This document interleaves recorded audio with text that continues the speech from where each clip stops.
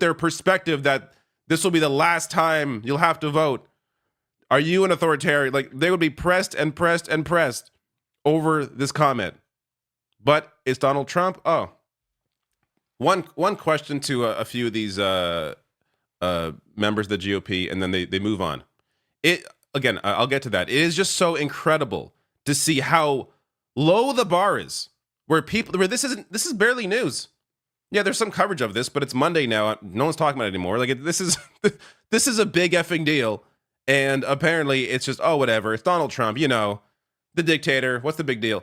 It's so weird to see how media and just people generally just get used to things, where we become accustomed to the fact that this guy is an authoritarian, and it's no longer a topic of conversation. It's insane. So it's important not to get comfortable with that fact, by the way. Kamala Harris released a statement from her campaign saying here, when Vice President Harris says this election is about freedom, she means it. Our democracy is under assault by criminal Donald Trump. After the last election, Trump lost. He sent a mob to overturn the results. This campaign, he has promised violence if he loses, the end of our elections if he wins, and the termination of the Constitution to empower him to be a dictator to enact his dangerous Project 2025 agenda on America. Donald Trump wants to take America backward to a politics of hate, chaos, and fear. This November, America will unite around Vice President Kamala Harris to stop him. Now, the Trump campaign reacted to questions about this, saying, as ABC News writes here, the Trump campaign released a statement clarifying what the former president might have meant with his message to Christian voters. His campaign suggested he was talking about the importance of faith, uniting the country, and bringing prosperity. President Trump was talking about the importance of faith, uniting the country, and bringing prosperity to every American, as opposed to the divisive political environment that has sowed so much division and even resulted in an assassination attempt by a Republican, not mentioned here. Trump campaign spokesperson Stephen Chung wrote in a statement. What does this have to do at all with the part about you won't have to vote anymore? So this is clearly not a defense of what was said, because they're just completely ignoring that portion. Let me get to some reactions, all right? So first, let's get to Chris Sununu, who was interviewed and asked about this, and watch how terribly the host here deals with this, or doesn't at all, and just moves on. President Trump facing some backlash for those comments Friday night, saying his supporters won't have to vote again in 4 years. I'm joined now by the Republican governor of New Hampshire, Chris Sununu. Governor, what the heck did he mean there?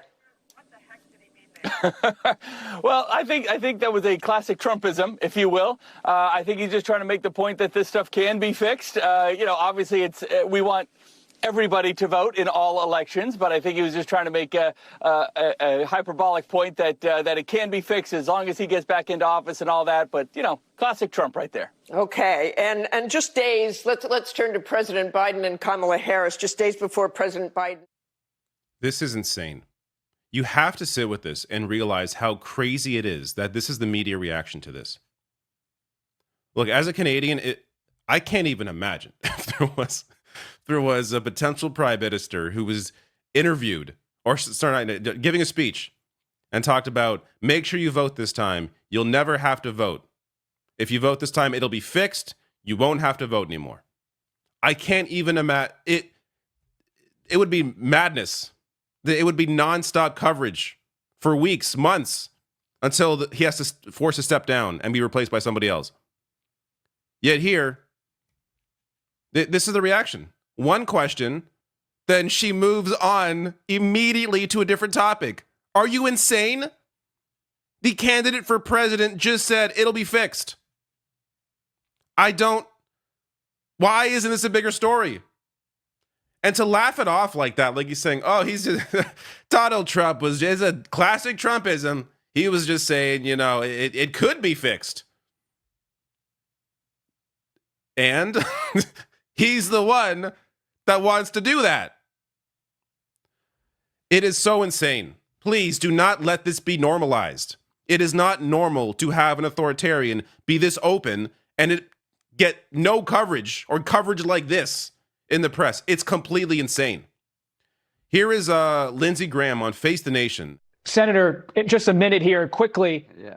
Democrats say the former president is trying to take the reins of the entire democratic system here with these comments. You're laughing. What do you believe he's trying to say? What's the truth? He's trying to tell the Christian community and anybody else who's listening the nightmare that we're experiencing will soon be over. Give me 4 more years and I'm going to right this ship called America and pass it on to the next generation. We will have democracy, God willing, for a very long time in this country. But what President Trump is trying to tell people, I did it once, I can do it again. These problems can be Senator solved, Graham, but you got to go in a different direction. Senator Graham, we always appreciate your time. Many thanks, and we'll be right back. This is crazy. This is absolutely crazy. Not only did they move on, he actually was trying to cut Lindsey Graham off from having to answer for this so that they could go to commercial. What the fuck is going on? This is absolutely insane. I have one more clip here. This is going to be Jake Tapper on CNN talking with Tom Cotton. How did you interpret that remark? I think he's obviously making a joke about how bad things have been under Joe Biden and how good they'll be if we send President Trump back to the White House so we can turn the country around again. That's what the American people know. For 4 years, things were good with President Trump. We had stable prices, a growing economy, peace and stability around the world. Under Joe Biden and Kamala Harris, everything has gone to hell. And it will be much worse under Kamala Harris. Just look at her record. She wants to ban private health insurance. She wants to ban fossil fuel production. She wants to ban guns. She even wants to ban plastic Not straws. all guns, some kinds of guns. She wants to forcibly confiscate guns without even an act of Congress to do so. Kamala Harris is a dangerous liberal. She makes Joe Biden look competent and moderate by contrast. I want to ask you about something that Senator Vance said. Not only did Tom Cotton not answer the question, he was allowed to spew a bunch of bullshit in the process. And at no point did Jake Tapper come in and say, this has nothing at all to do with the question. Can you answer why Donald Trump is clearly an authoritarian? Can you answer why he is saying it's going to be fixed? You won't have to vote anymore. Why is he telling Republican voters that? Again, and then moves on. It is, look, this is maybe one of the worst examples of American media that I've ever seen. And I'll give credit where it's due. Jake Tapper isn't always this shitty. Martha Raddatz isn't always this shitty. These people aren't always this shitty. But this is absolutely has to be the perfect example of how terrible American media is when they are faced with fascism.